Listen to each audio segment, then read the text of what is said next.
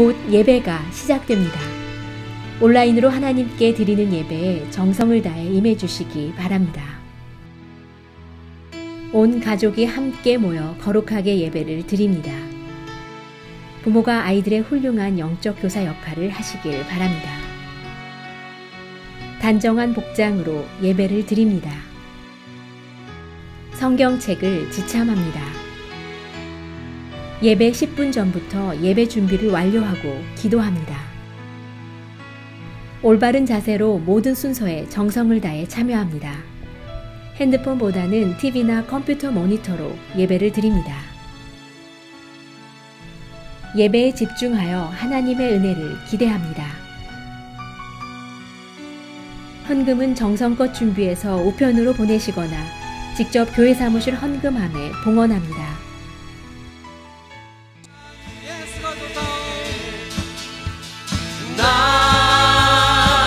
예수가 좋다오.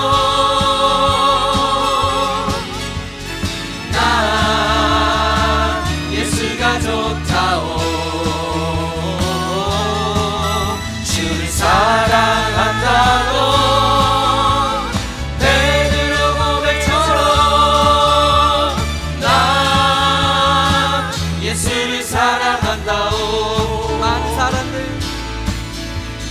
많은 사람들 참된 진리를 모른 채 주님 곁을 떠나갔지만 내가 만난 주님은 참 사랑이었고 진리였고 소망이었소.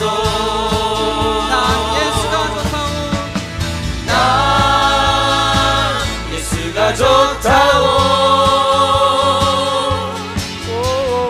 나 예수가 좋다오. 주를 사랑한다고 베드로 고백처럼 나 예수를 사랑한다고. 이정만 찬양합시다. 무거운 짐진 다 내게로 오라. 내가 너를 쉬게 하리라. 이 길만이 생명의 길 참 복된 길이라 항상 내게 들려주셨소.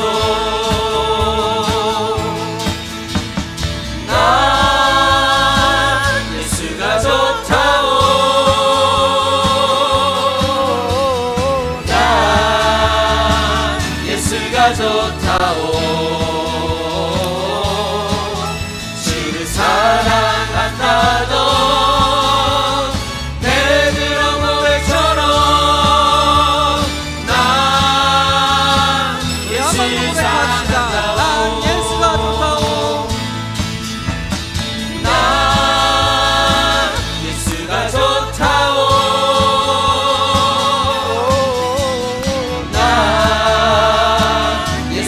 좋다오. 주를 사랑한다고 베드로 고백처럼 나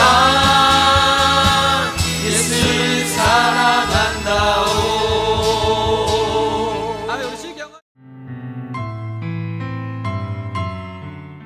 하나님 아버지, 오늘도 새벽에 일어나 하나님 앞에 말씀과 기도로 하루를 시작할 수 있게 하여 주심을 감사드립니다. 날마다 급속도로 변화하는 세상 속의 삶에 갇혀 하나님을 점점 멀리하는 저희들을 용서하여 주시옵소서. 핸드폰, TV, 인터넷과 같은 세상의 미디어에 빠져 삶의 방향을 잃어버리고 갈팡질팡하며 세상의 허영을 쫓는 저희들의 마음을 붙들어 주시옵소서.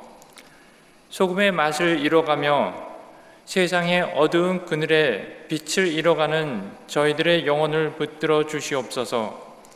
오늘 이 새벽 예배를 통하여서 하나님의 임재하심을 경험하게 하여 주시옵시고 메말라가던 우리의 영혼이 다시 한번 성령으로 충만하게 차고 넘치게 하여 주시옵소서. 모든 성도들이 빛의 사자들로 다시 회복되고 일어나게 하여 주시옵소서. 온전히 빛이 되신 하나님만을 바라보며 앞으로 나아갈 수 있게 하여 주시옵소서. 그리고 병든 이 땅을 치료하여 주시옵시고 다시 회복시켜 주시옵소서. 영적으로 항상 깨어있게 하여 주시옵시고 각자의 가정에서 아버지와 어머니들이 믿음으로 자녀들을 양육하며 그 자녀들이 그리스도의 군사로서 다시 자라나게 하여 주시옵소서.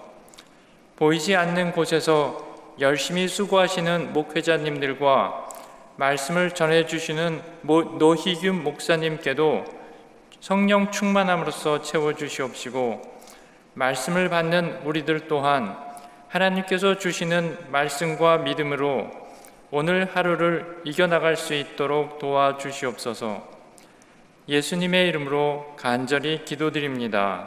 아멘.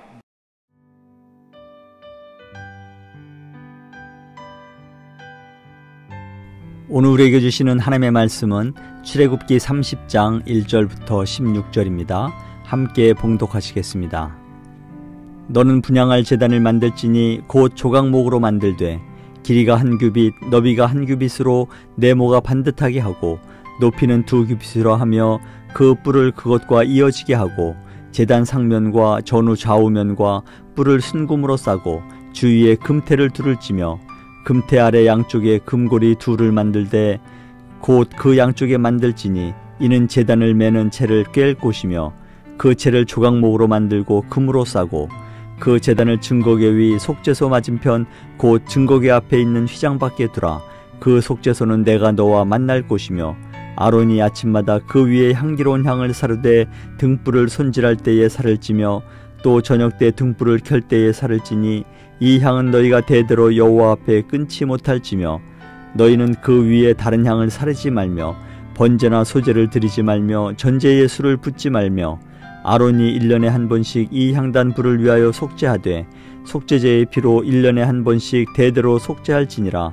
이 제단은 여호와께 지극히 거룩하니라. 여호와께서 모세에게 말씀하여 이르시되 내가 이스라엘 자손의 수요를 조사할 때에 조사받은 각 사람은 그들을 계수할 때에 자기의 생명의 속전을 여호와께 드릴지니 이는 그들을 계수할 때에 그들 중에 질병이 없게 하려 함이라. 무릇 계수 중에 드는 자마다 성소의 세겔로 반세겔을 낼지니 한 세겔은 20게라라. 그 반세겔을 여호와께 드릴지며 계수 중에 드는 모든 자 곧 20살 이상 된 자가 여호와께 드리되 너희의 생명을 대속하기 위하여 여호와께 드릴 때에 부자라고 반세겔에 더 내지 말고 가난한 자라고 덜 내지 말지며 너는 이스라엘 자손에게서 속전을 취하여 회막 봉사에 쓰라. 이것이 여호와 앞에서 이스라엘 자손의 기념이 되어서 너희의 생명을 대속하리라. 아멘. 오늘 우리에게 주신 하나님의 말씀은 출애굽기 30장 1절부터 16절의 말씀입니다. 오늘 본문의 1절부터 10절의 말씀에 보면요, 하나님께서 분향할 이 제단에 관해서 말씀하고 있습니다. 그리고 이 제단 안에 속죄소 맞은편 증거궤 앞에 있는 회장 앞에 두라고 그 위치까지도 설명을 하십니다. 그래서 지성소가 있고요, 그리고 성소가 있죠. 그리고 지성소와 성소를 사이에 휘장이 있었습니다. 그리고 성소 안, 그리고 휘장 바로 앞에 이 하나님께 드릴 이 분향할 제단을 만들어 놓으라라고 하나님께서 명령하셨다는 것입니다. 여러분, 향을 피우는 이유를 보면요, 정성을 하나님께 보이기 위해 이처럼 향을 피웠다고 합니다. 이 제단이라는 뜻의 그 히브리어 원어를 보면 미즈베아흐라는 단어예요. 미즈베아흐라는 단어이고, 그리고 향, 이 향이라는 것이 그냥 일반적인 향이 아니라 향기로운 향이라고 그렇게 칭한다고 합니다. 그래서 케토레스라는 그 히브리 원어로 사용을 하는데요. 그래서 하나님께 이처럼 향기로운 향을 하나님께 올린다는 것이죠. 그래서 향을 피워 하나님께 이스라엘 백성들의 그 정성을 보이는 것입니다. 이러한 목적으로 하나님 앞에 분향할 제단을 이렇게 만들라라고 하나님께서 말씀하셨습니다. 그리고 2절에 보면요, 어떻게 이 분향할 제단을 만드는지에 대해서 설명이 되어 있습니다. 설명도 그냥 대충 설명한 것이 아니라 아주 자세하게 설명이 되어 있지요. 길이는 1 규빗으로 하고, 그리고 너비가 1 규빗으로 네모가 반듯한 직사각형으로 만들라라고 말씀합니다. 그리고 이 분향할 제단은 직사각형 1 규빗으로 되며 높이는 2 규빗으로 만들라라고 되어 있어요. 그리고 그 뿔을 그것과 이어지게 하고 제단 상면과 전후 좌우 면과 뿔을 순금으로 싸고 주위에 금태를 두르라라고 말씀합니다. 4절과 5절과 6절에 4절부터 6절의 말씀에 보면 금태 아래 양쪽에 금고리 둘을 양쪽으로 직사각형으로 되고 2 규빗으로 된 그 하나님께 드릴 분향할 제단에 고리를 양쪽으로 2개씩 만들어서 그 제단을 맬 수 있는 채를 끼게 하였다는 것이죠.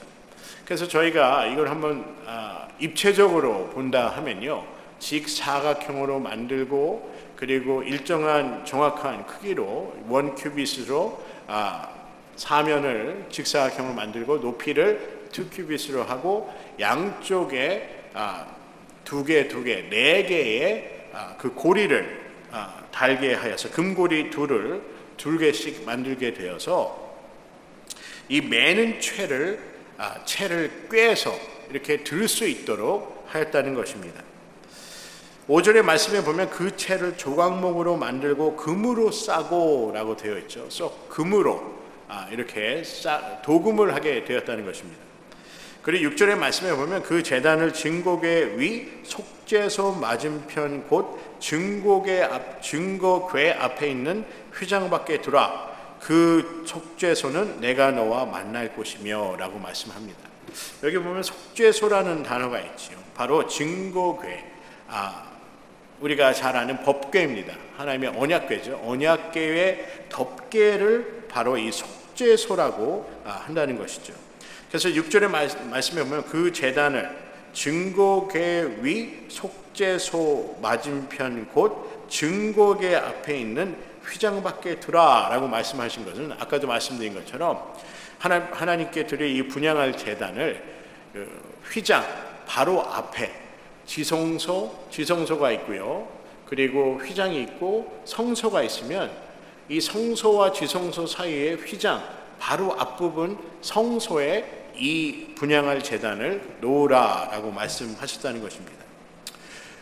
우리가 지금 생명의 말씀을 통해서요, 우리 출애굽기 내용을 보면서 이 성막에 관해서 말씀을 배우고 있지 않습니까? 이 성막이라는 단어, 영어 단어를 타바네클이라는 그 단어를 사용합니다. 이 히브리어 단어를 보면요, 타바네클이라는 것이 미시칸이라는 단어인데 이 뜻의 의미는 dwell이라는 의미가 있습니다. dwell이라는 영어의 그 해석을 보면 머무르다라는 것이죠. 그래서 하나님께서 말씀하신 그 성막이라는 것은 하나님이 머무는 곳, 바로 미시칸이라는 히브리어 단어를 사용하고 있습니다. 우리가 잘 아는 sanctuary라고 하죠. 이 성전이라는 단어는 mikdash라는 단어를 씁니다. mikdash라는 단어인데 이게 성막이라는 미시칸, 그리고 mikdash라는 성막과 성전이라 이렇게 히브리어로 얘기하고 있다는 것입니다. 여러분, 성막과 성전에 그 공통점이 있습니다.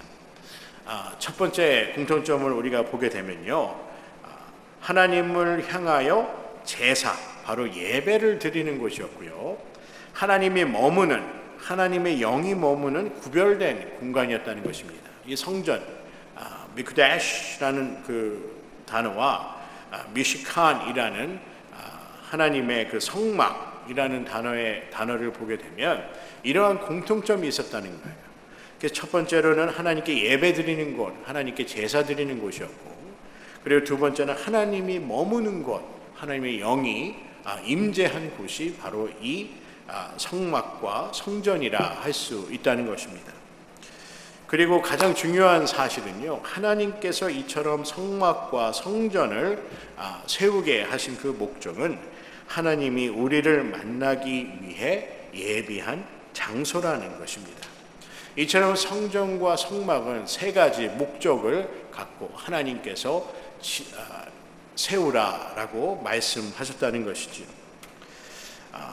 제가 아시는 목사님 중에 캘리포니아에 있을 때 한 목사님께서 어떻게 신학교에 왔는지에 대해서 제가 한번 간증을 들은 적이 있습니다. 이분이 원래는 건축학을 전공을 하셨대요. 그런데 앞으로의 계획이, 꿈이 이 교회를 세우는 것이었다고 합니다. 그래서 교회를 짓는 것이, 설계를 하고 그리고 교회를 세우는 것이 이 목사님의 이분의 꿈이었다는 거예요. 그런데 누구한테 얘기를 들었는지 제가 거기까지는 기억이 잘 나지 않는데, 어떤 분이 이렇게 얘기를 했답니다. 하나님의 성전을 짓기 위해서는 신학을 공부해야 된다. 그래서 신학교에 오셨다는 거예요. 그래서 그분이 건축학을 공부하고 또 신학을 공부해서 목사님이 되셨고, 결국에는 교회를 짓게 되었습니다. 세우게 되었죠. 그분이 하는 간증을 제가 그 목사님께서 하신 간증을 들었는데, 이 성전은 지식이나 기술로 지으는 곳이 아니라 이 하나님의 성전은 정성과 그리고 온 마음과 그리고 온전한 마음으로 드리는 곳, 세우는 곳이 이 성전이다라는 그러한 간증을 제가 들은 적이 있습니다. 여러분, 이 하나님께서 모세를 통해서 성막을 지으라 하셨을 때 하나님의 그 마음을 우리가 한번 이해해 볼 수 있지 않겠습니까? 하나님은 이스라엘 백성과 함께 하기를 원했다는 것이죠. 하나님께서 그들과 함께 하기를 원했기 때문에 하나님께서 그들에게 성막을 지으라 하셨다는 것입니다. 그래서 하나님이 그 가운데 거하시고 그들과 함께하며 그들을 인도하여 주시고 돌보아 주시며 보호하여 주심을 이스라엘 백성들은 경험하게 되었다는 것이죠. 여러분, 우리가 이처럼 성전, 교회가 있다는 것이 얼마나 감사한 일입니까? 하나님께서 우리를 만나기 위해서 이 교회를 준비하셨고, 하나님께서 이 교회 안에, 이 성전에 머물러 계시며 우리를 돌보아 주시고 인도하여 주신다는 것입니다. 그리고 우리는 하나님을 향하여 예배 드릴 수 있다는 것, 하나님을 향하여 찬양하고 기도하고 부르짖을 수 있다는 것이 참으로 큰 은혜라고 생각이 듭니다. 이처럼 하나님께서 성막과 이 성전을 통해서 하나님께서 역사하심과 하나님께서 함께하심을 우리 모두에게 보여주셨다는 것입니다.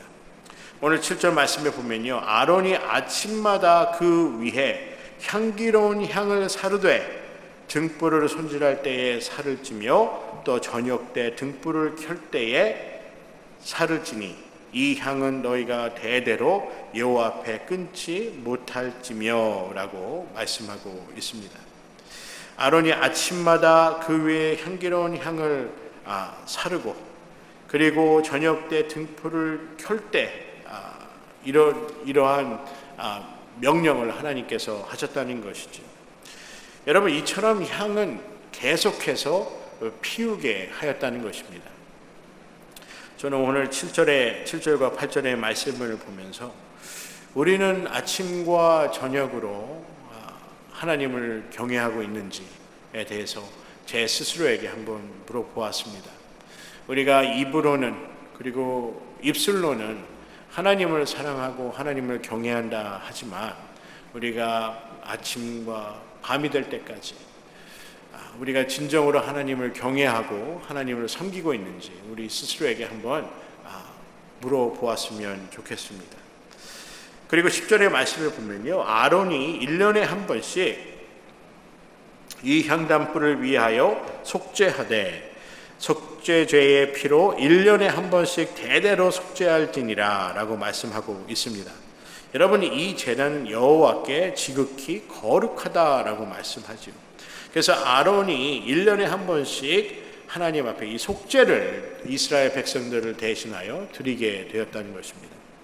오늘 7절부터 10절의 말씀에 보면요, 하나님께서 이스라엘 백성들에게 낮이고 밤이고 하나님을 잊지 말게 하기 위해서 이 하나님의 그 제단에 이 향을 분향할 제단에 이렇게 향이 끊치지 않게 하였다는 것입니다. 여러분, 한동안 한국에 이 유대인 교육이라 하여서 상당히 붐이 일어난 적이 있습니다.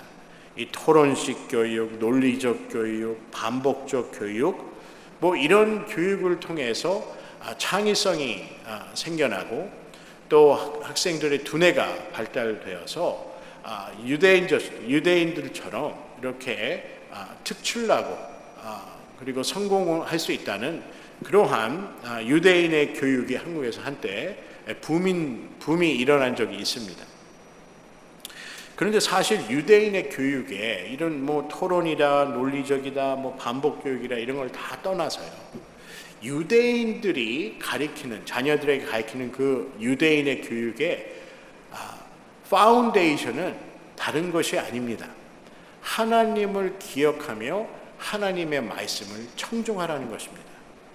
어떠한 토론식 논리적 반복 교육을 통해서 어떠한 성공을 어떻게 하면 성공하는지, 어떻게 하면 두뇌가 개발되는지를 그들에게 가르친 것이 유대인의 그 교육의 목적이 아니라 이와 같은 교육을 시킨 이유는 하나님을 기억하고 하나님의 말씀을 순종하라 해서 이런 유대인의 교육이 있다는 것이죠.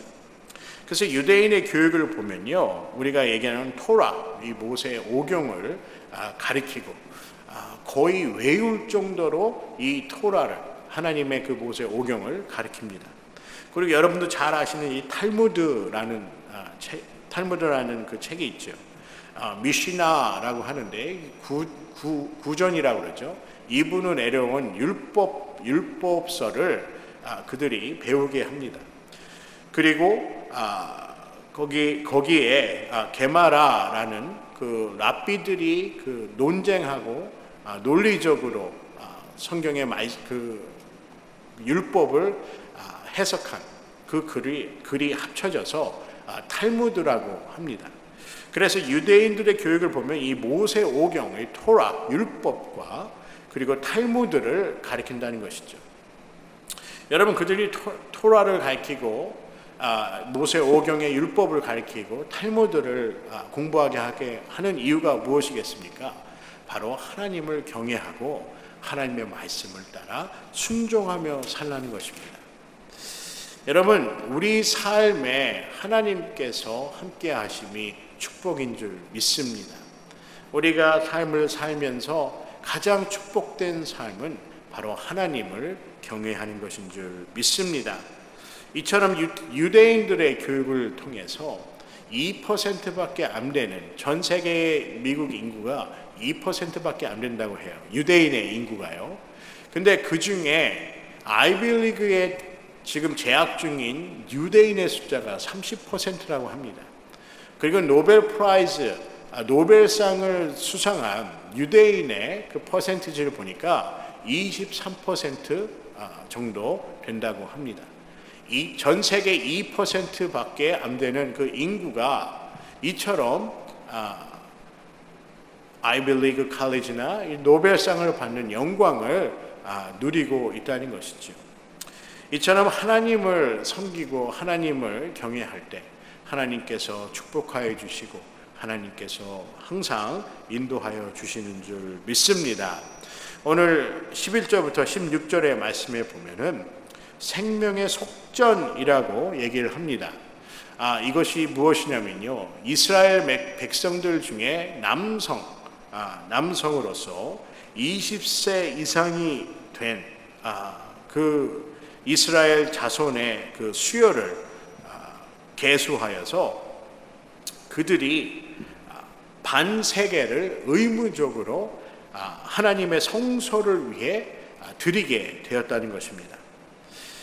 이 속전의 의미를 보면 구속의 은혜와 그리고 하나님께 이스라엘 백성들을 구원한 그 감사의 표시, 그리고 성막의 그 재정을 위해 사용이 되었다고 합니다. 그래서 하나님께서 이처럼 반세계를 의무적으로 20세 이상의 이스라엘 자손들에게 징수를 하게 하였다는 것이죠. 그래서 이러한 속전을 통해서 하나님께 감사의 표시를 하며 또 성막의 그 재정을 위해 사용이 되었다는 것입니다. 오늘 말씀의 15절의 말씀에 보게 되면요, 너희의 생명을 대속하기 위하여 여호와께 드릴 때에 부자라고 반세겔에서 더하지 말고 가난한 자라고 덜 내지 말지며 라고 말씀합니다. 여러분, 부자와 가난한 사람들은 하나님 앞에서 평등하게 하나님께서 적용하신다는 것이지, 그들을 평등하게 생각한다는 것입니다.